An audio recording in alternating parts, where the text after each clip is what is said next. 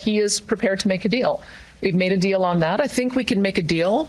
Crazy stuff going on here today. Welcome back to Moose and Loose. My name's David. Today we've got the Trudeau prorogation being challenged in court by the JCCF. We got a bit of live updates here coming from Alex Zoltan on X, and he's posted a video showing that somebody pulled the fire alarm during this court proceeding. We also got leaked memos coming from the NDP showing that they think Mark Carney's going to call an election on March the 10th. Got some updates down from Washington with the premiers and some other stuff. Let's jump into this. First up, we got some new polling data here from Simieritsch's latest innovative research poll modeled out. 204 for the Conservatives, 85 for the Liberals. The last poll, I believe, was 109 for the Liberals. So you can see it's pretty wild how these numbers are jumping around. Something to think about too with these polls. A Conservative is less likely to pick up the phone and answer a poll because we're all tired, sick and tired of all this Trudeau corruption and nonsense, where a Liberal, a really loyal nutcase one, is way more likely to pick up the phone like, yeah, I'll answer the poll, getting all excited about Mark Carney or whatever, so that will sway some results. I think this is much more likely though, and you can see the numbers down here, 40% for the Conservatives, 27% for the Liberals. I think this is accurate polling data, 16% for the NDP. So much for Liberal polls claiming they've taken back the leadership role. It's out of control. There's some reports of them saying that they're in the top spot now and stuff. It's ridiculous. Got this one from Alex Zoltan here on X. So he is at the court proceedings for the prorogation challenge against Justin Trudeau's corrupt government. Somebody pulled the fire alarm. So in a most bizarre and surreal case of foreshadowing, it appears as though there actually is a fire at the place where that fire hydrant with the stick was sitting, right outside the courthouse. So see if we can figure out what's going on here.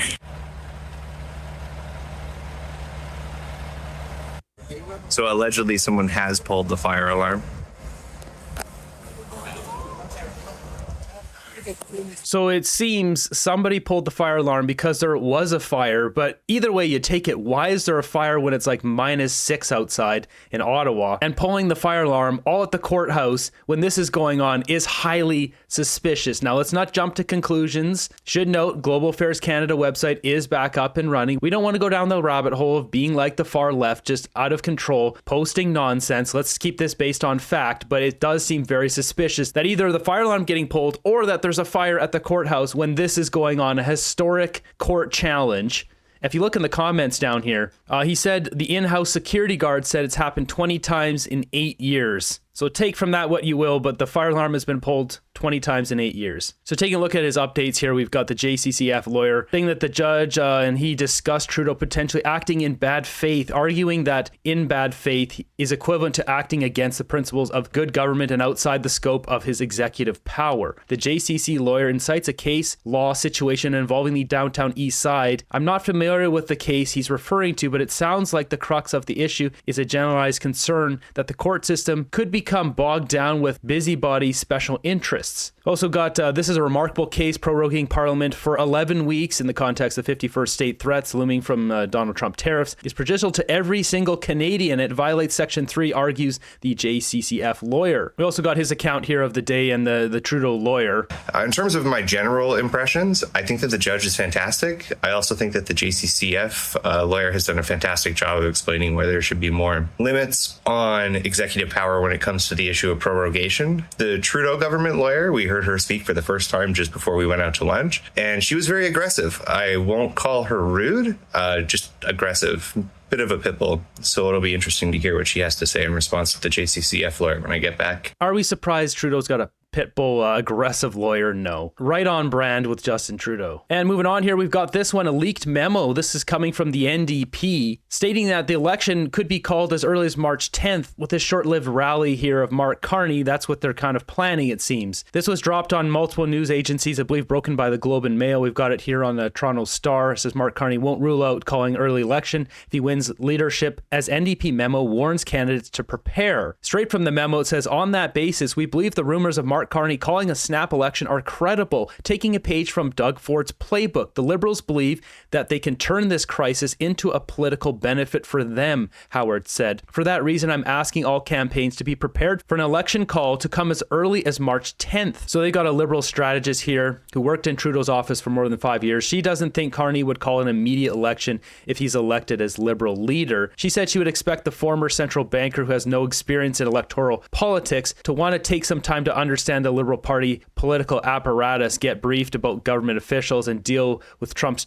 tariff threats. She said it also makes sense the NDP is trying to prepare its staff in an effort to motivate them, since she sees Carney bringing the momentum to the Liberals. So it's also posted here on CBC. Interesting, the wording here. It says Memo accuses Liberals of turning the tariff crisis into a political opportunity. Once again, the CBC, the talking point for the Liberals, essentially making the NDP look bad. At least that's the vibe from that heading there. The NDP National Campaign Director has sent a memo to all candidates and directing staff to warn them to prepare. The memo states that Parliament needs to return given U.S. President Donald Trump's threats to Canadian sovereignty and economic threat of tariffs. It also notes that the Liberal leadership candidates have contacted any opposition leaders to discuss emergency legislation to deal with Trump and cushion the blow to Canadians. So we've got the actual memo here. Since Justin Trudeau announced his resignation and shut down Parliament last month, we have made significant progress in our election planning and readiness. We now have to worry about 140 candidates nominated, which is almost as many as the Liberal Party does. We've seen a surge in volunteers and dollars. Yeah, right. You guys are done. So this quote comes right from here. It's becoming more likely Mark Carney will be the next Liberal leader on March 9th. Sources say he intends to calling election shortly after becoming Liberal leader. I'm confident that Jagmeet and our incredible team of candidates are ready to present Canadians with a real progressive choice in this election. No, you guys are done. So we'll see what happens here. Moving on, we've got this clown show going on in Washington. Check out this. We got CBC mainstream media here asking Doug Ford who they talk to in Washington, and he refuses to answer. He just says he wants to keep it secret. And then they ask David Eby, and he spills the beans. We had a very constructive conversation. We appreciate the Trump administration facilitating this literally in the last minute. And we're grateful. We listened, we communicated, and we look forward to further conversations. Who did you speak with exactly? I'd rather not disclose that. High-ranking Trump administration. Is it James Blair, sir? That was been reported already. It'd be great to get a name out there so we can confirm it for the. Well, I'm not at liberty to say, to be frank with you, but it's a very high-ranking administration. We had good conversations with the Deputy Chief of Staff, and he's also the head of policy, and as well as Sergio is doing the hiring for a lot of the White House staff, senior White House advisors. This bumbling buffoon, David Eby, like they talk about this Team Canada approach. They didn't even have a chat about if they're going to talk about this or not. This guy's such a loser. Whether they want to be open with it or not, who they're talking to, the fact that they didn't consult each other and they're coming out with this mixed message just makes them both look ridiculous. This is interesting times here because we've got Danielle Smith is basically the voice of reason, pushing it back against this whole situation with Trump and the tariffs, but in the most diplomatic way possible. Pierre can't do this because he needs a mandate to go toe-to-toe. He can't try to do it right now being the official opposition. Justin Trudeau is busy sucking his thumb under his desk, gallivanting around in France and Brussels. Meanwhile, you've got all 13 premiers of every single province in Canada and territories all in Washington, and the only person to not show up is Justin Trudeau. So listen to Danielle Smith here. Once again, the voice of reason. Can I just say first a couple of things. I think diplomacy is working. I think that the fact that we got a 30-day reprieve was because we agreed to work on the cross-border problem of fentanyl. I was pleased to see the federal government announce a fentanyl czar, and my administration has already been in touch with him to talk about how in Alberta we can lend to the success of those efforts.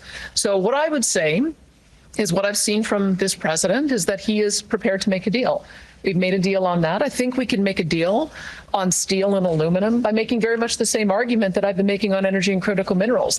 We've won the argument that those raw materials are essential to American success. It comes in, it makes value-added products, it creates good American jobs, it creates good American products that we buy back. Same thing for aluminum. They just do not make enough for their defense industry, their auto industry, and their critical needs. So I think aluminum, we can make the very same argument. And on steel, we buy as much steel products from them as they buy from us. The aluminum is a big one because they use a lot of that in their military aircraft. On USMCA, it has to be renegotiated. I think we have to remember we've got two sets of tariffs. This first tariff was about dealing with the fentanyl crisis. And I think that we have satisfied the president that we're working on that. The second round of tariffs will come with a renegotiation of USMCA. And I think the sooner we get a government with a 4-year mandate, the sooner we can open that up and solve the broader range of tariff issues that we have. But did you see Wob Canoe in the background? All other premiers were serious. Wob grinning like the only leftist fool could. Wob Canoe always has this weird, funny grin on his face. He does the smile and then the pucker. Just watch him in any single interview. He does a smile to the pucker. On this episode of Far Off Ripoff, I've got a special one because you guys around the world, Canadians around the world, are sending me stuff now, video footage of this stuff. This one coming from Antigua and Barbuda, just north here of English Harbor. We have buildings being built paid for by the Canadian government. Why are they there? Nobody knows. So this is a building that's located a little bit north of English Harbor. On the way to St. John's. It's I don't know, apparently it's been here about 3 years. So building's been here 3 years, donated by the government of Canada. Canada Fund for Local Initiatives to the government of Antigua and Barbuda. Why? Why would we spend any of our money there? They can build their own buildings. It's not at the edge of a beach or anything. It doesn't seem to serve any purpose for, water or anything for the locals. Just some random building sitting here. Can't really get any information on this. You can see there's not really anything in it. And as far as the location goes, it's not anywhere near a beach. Yeah. This thing is in the middle of nowhere and there's just a bucket sitting in there. This is our tax dollars just being flushed right down the drain. Thanks, Trudeau. As she mentioned in here too, built within the last 3 years. I, for the life of me, can't figure out where this money went, which one of these, because as you can see, there's only about 15 entries all from Barbuda here, from that CFLI program. It could be something to do with the world event, and because there's one you can see here, maybe they set up that building to give people the pokies. Maybe it's something to do with hurricanes and providing a place for people to sleep or something. It could be this one, empowering marginalized teen mothers, $45,000 in poor communities with positive parenting, mental health, and skills-based training programs. Maybe they're doing training programs in that building. It seems to be abandoned. This basically seems like the closest one, $45,000 to build that. This seems like this is the one. I don't know. Either way, there's a lot of money being spent here. $238,000, $3.5 million, $20 million, $20 million, $449,000. Which one is it? In other news here, we got farmers rising up here. UK farmers protest socialist tax grab by Parliament. Farmers are calling on Labour leader Keir Starmer to reconsider proposed changes to the inheritance tax. Farmers not messing around in the UK.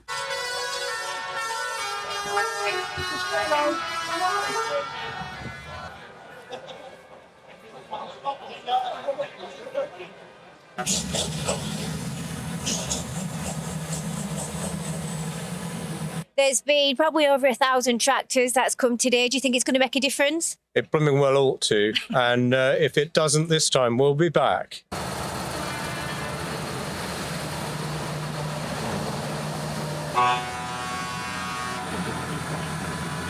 The farmers in this country are really peculiar. They typically have several £1 million worth of assets, but they're not living it up. They actually make less than 1%. Is there any business that you can think of that would accept a less than 1% return on capital employed? This is such a valid point here. This is like this in most places. Farmers have such expensive overhead, expensive equipment, and make hardly any money. We got a story here coming from CTV where this old lady, she's in her 80s, she was struck by this dump truck and she perished. Now, the video doesn't show the actual impact. See both the woman and the truck waiting at the intersection. The woman begins to cross at nearly the same time as the truck begins turning right. We paused before the impact that caused the death of this woman. This is absolutely insane. So they talked to the driver. Police arrived quickly as pedestrians and first responders tried to help the woman. She was pronounced dead at the scene. The driver of the truck remained on the scene, cooperating with police and speaking briefly with CP24. Yeah, I can take right I checked the blind spot. I don't know.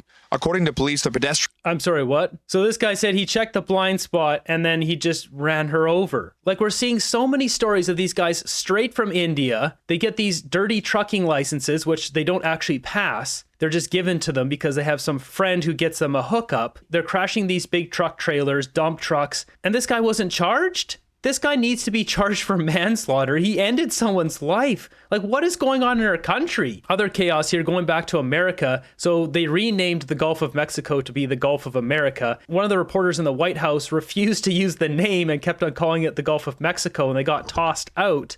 Check out this. But isn't it retaliatory in nature is the argument, because the reason that the AP was barred, which they said was because they're not using the phrase Gulf of America, they're using Gulf of Mexico in line with their standards. And so the question here is this setting a precedent that this White House will retaliate against reporters who don't use the language that you guys believe reporters should use? And how does that align with the First Amendment commitment that you were just talking about? I was very upfront in my briefing on day one that if we feel that there are lies being pushed by outlets in this room, we are going to hold those lies accountable. And it is a fact that the body of water off the coast of Louisiana is called the Gulf of America. And I'm not sure why news outlets don't want to call it that, but that is what it is. The Secretary of Interior has made that the official designation in the geographical identification name server. And Apple has recognized that. Google has recognized that. Pretty much every other outlet in this room has recognized that body. So let's go check the map. So if we zoom out here,